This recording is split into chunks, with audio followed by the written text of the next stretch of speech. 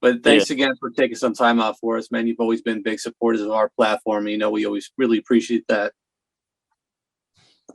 Okay, no doubt. Thanks for having me again. Of course. I got to first off give you props. So, I mean, like, you know, we hear a lot of producers, artists talking about bringing R&B back and doing real R&B, but it's like you've been here doing it and carrying the torch for R&B this whole time and still, you know, making that a priority and letting your work speak for itself. I mean, what you continue to do with Usher, you know, what you did with Ari Lennox last year, you know, what you did with Anthony Hamilton recently, and now, you know, what you're doing with Division. Like, it's just, the work is just speaking for itself and really carrying R&B. I guess just speak a bit about that, and especially what you can tell us about this, you know, this Division project as well. I mean, you know, I don't actually, I guess, you know, it's a thing, R&B to not be in the space, but like you said, it feels like something that I've always been doing. So I don't actually feel like I'm actually doing something heroic or anything like that. I feel like it's just, you know, I'm going with the process. You know what I mean? I'm doing things that are a bit unexpected. I'm sure you guys never thought I would work with Ari Lennox, or, you know, I know a lot of people, you know, one didn't know who Division is and then the other people that like, why you work with them? You know what I mean? So it's just you know, it's just an unexpected energy. So it's definitely not planned to be like this. It's just me trying to continue to do what I do. Right. But the amazing thing is that you still have the confidence, because, you know, a lot of producers and artists, let's not, you know, front, they're going in different directions. They're kind of going where those younger artists are going. But you, if you listen to Ari Lennox record, if you listen to the Division record, If I Get Caught, you pulled them into your zone. You brought them back with some of those vintage sounds, but also took a piece of what they're doing. So it wasn't like they forced you in their box. I just love that, you know, you stay true while also progressing a bit. You know, how are you able to do that? I don't think that I've ever subscribed to the older or whatever that space is. You know, I think that in a time when R&B took a turn, right, and it sounded a lot older, and it sounded probably more musical than all my music. At that time when it was doing that, I think I took a turn at that point. Like, I took a turn against what was happening in R&B when it was like these pretty songs, and I dealt with, you know, my groups not actually getting the full attention that they should have, because their music was a little bit darker than the records that was on the radio. Like, take for instance, Escape. Escape is funny because Escape was teenagers, right? And they were kids basically when I signed them. And the music that we putting out, the radio stations was telling me that Escape's records was too young for where I wanted their records to be at. They sounded too young to be on like adult contemporary radio. And it's like when we did Understanding, like when I did Understanding and Tonight, I'm like, okay, cool. These songs definitely gonna be like R&B killers, right? And oddly enough, you know, the R&B traditional R&B stations like that, adult R&B stations, they held these groups out. So Escape got held out like that, and then when I came back with Jagged Edge, it was the same thing. They kept saying that, and then it started just becoming a So Def label. Yeah. Is they make young music. This was the people, the industry. I mean, you know, people were saying this, like, so it's just like all the So Def music sounds too young to be adult contemporary. And I think that I personally feel like once they labeled me as that, I just stayed in that space, and I never tried to make these big, you know, end of the road type of songs. Mm-hmm. Yeah. No, it's interesting to hear you talk about, and I'm, you know, like I said, I give you props for staying on that course, staying true, and just continue to make great music. You know, like we heard this Division record, like we weren't necessarily, fans. I mean, we really hadn't checked them out before too much, but we checked it out and it was like, wow, this is actually something pretty dope. So, I mean, talk a bit about, I know you have a big part of their project coming out. Talk a bit about the project. Well, yeah, I mean, me and B Cox is pretty much, what I say, we did 50% of the album, if not 60% of the album. And, executive producers of the album as well, along with Division. So, I mean, pretty much the entire record is a cake built by all four of us. It's they came wanting to carve out a space in R&B. This was something that they said they wanted. They wanted to be more prominent in R&B. They loved records that we did. We talked about, all the Usher records and this, that, and the third and all of that stuff. So it's like they were hoping that I could give them stuff. And I mean, so I feel like even before the album comes out, I feel like I actually kind of did my job with this project because one, I know people that know them now that didn't know who this group was. And then two, I feel like as a collaborative effort, we did an amazing job as far as like all of us working with each other. Right.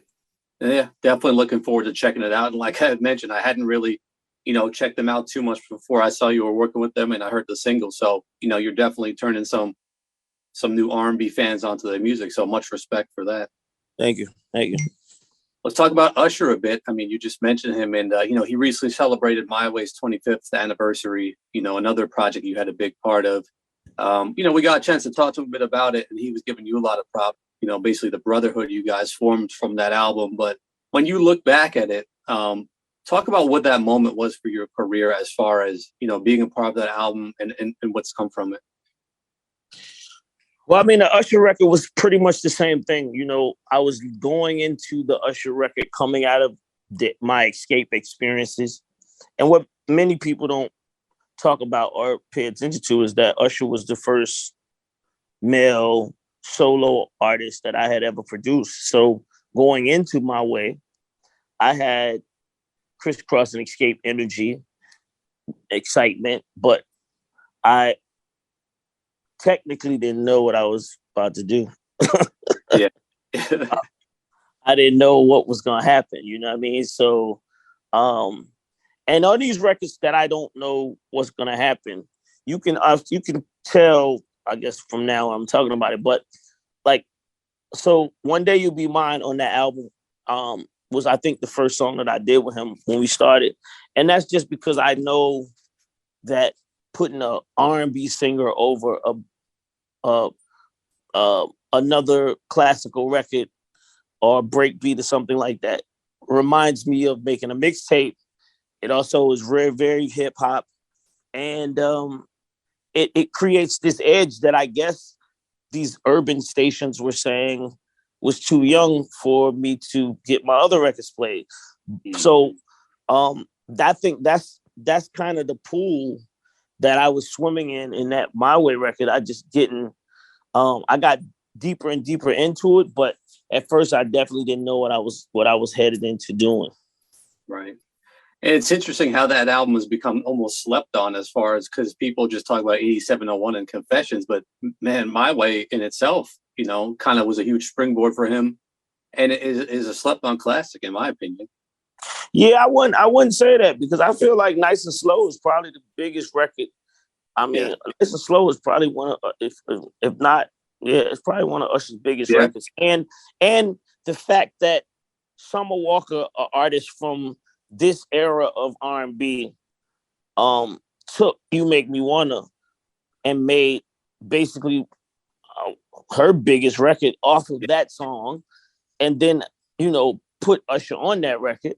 I feel like I don't feel like it's slept on. I feel like people really love My Way.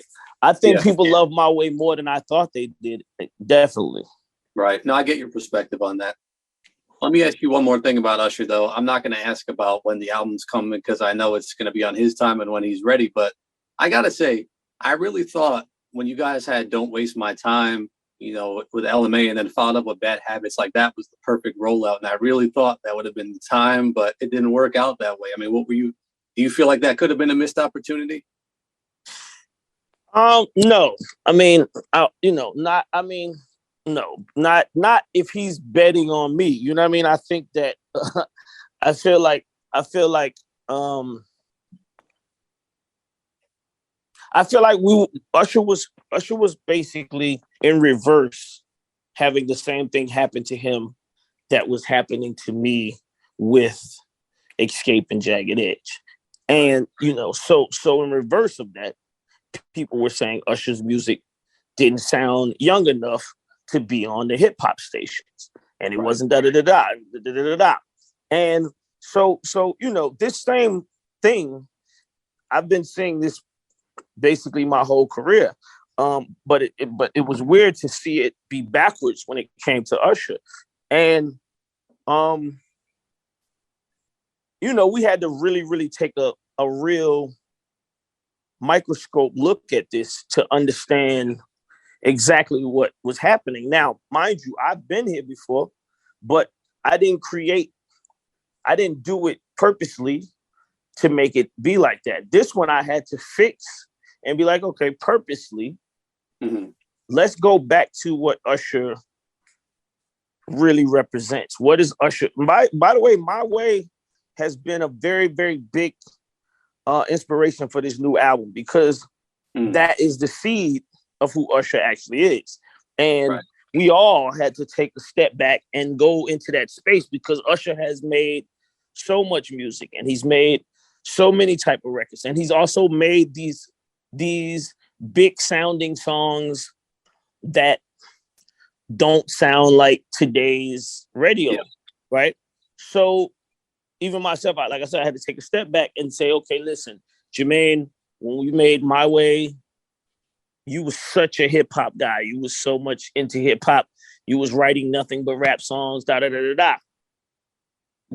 Go back to that Jermaine Dupri. Can you find that Jermaine Dupri somewhere in you? So it's definitely a process that that needs to happen. By the way, it's not something that we're forcing. It just has to happen. It had to happen like that because of so much music. Right. I got you. Let me ask you this, because I know you're tight with Usher and you're a big supporter of R&B, and I know you follow the trends, but like when we talk about the state of R&B, especially, I personally always like to look back and see where it's gone, where the sounds, have come from and stuff like that. But you weren't involved in this song, but Good Kisser, when that song came out, I really thought that was going to be a song that defined the genre at the time and kind of helped guide it, the entire genre, in a certain direction. It was just so different, futuristic, but also vintage. I mean, did you get that at all from that song? It never really, I don't feel like he pushed it like it could have been, but did you ever feel like that? What song is this? Good Kisser. Yes and no. Because I feel like once again, like I said, I feel like, the funny thing about Usher's music is that the blueprint for the records that producers make for Usher, I created the blueprint, right? So when I look at, when I listen to other songs that I don't do, I hear them as them trying to do what they thought I would do, right? And if I take a closer look at it, I'm like, oh, okay, I see what they was doing.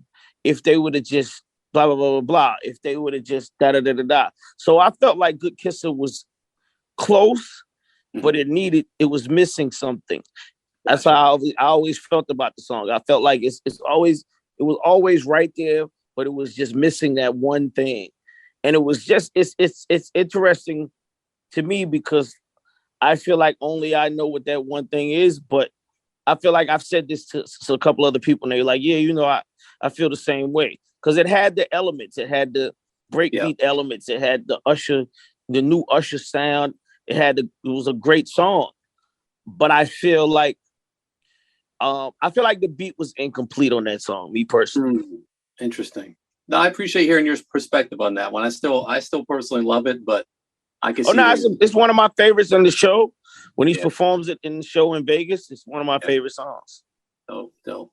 And one last question for you, because I know we're almost out of time, but I was just looking at your entire discography before this. I just love to admire, your work, and the same I do with a lot of other legendary producers. But I'm going to put you on the spot. Looking back, is there one artist or one song when you look back and think, wow, I really did that song, or wow, I really worked with that artist? Like when you look back over your career, is there one that comes to mind for you that you think about, like you kind of almost can't believe you made that hit or you did that song?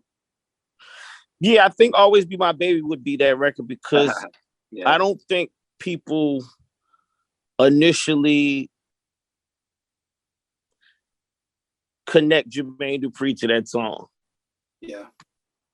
Right. And I think that song actually defines the type of producer that I chose to be. Right. I wanted to be like Quincy Jones. I wanted to be a producer that could do jazz. I wanted to be a producer that could make rap. I wanted to be a producer that could make #1 R&B records.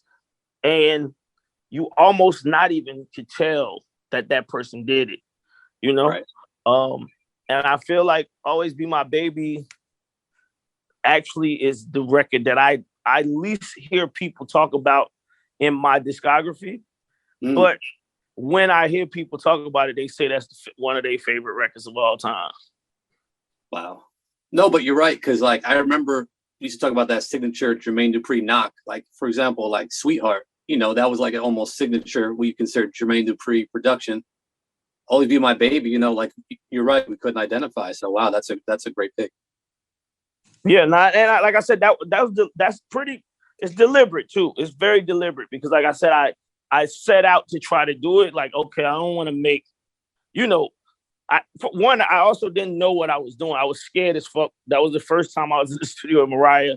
So I didn't want to mess up. So I didn't want to go and I didn't know how hip hop she was, right? So it was almost like a song where I was holding back from releasing all of my hip hop energy to her, but also releasing a lot of my melodic energy to her. So it was like half and half. Almost maybe 60-40. Right.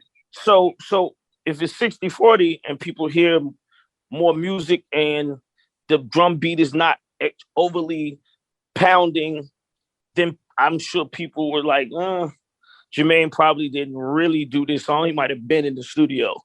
Right. So that song in itself, that's one that I'm like, oh, yeah, y'all didn't think I had that card in me. And that's but that, like I said, that's the type of producer that I want to be. Like, it's crazy because like on the Division album, there's no y'all know what this is on the album, nowhere on there, right? And I've heard recently people saying something about that, like, Jermaine, how you gonna put out an album? How you gonna put out a record and they don't? And it's crazy because I want people to try to start knowing the music without hearing me talk on the records. No, I got a lot of respect for that. If you don't hear me talking, you don't know that I did it. Then, I guess, that's just what it is. But I'm saying I want people to understand my diversity, because I definitely believe that I can do, even like the Anthony Hamilton, the last song, the first single of his last album. I'm not sure people connect the fact that I did that song. Exactly. So it's just that it's them type of records really, but That Always Be My Baby is definitely that's one. No, I appreciate that. Thanks for sharing that story. Love that timeless record. But Eddie, we're pretty much out of time. So I just want to thank you once again for taking some time out for us. Always a pleasure speaking with you. And, sure. we're always going to support you. So keep All it right, going. Man. All right, no doubt. Thank you. All right.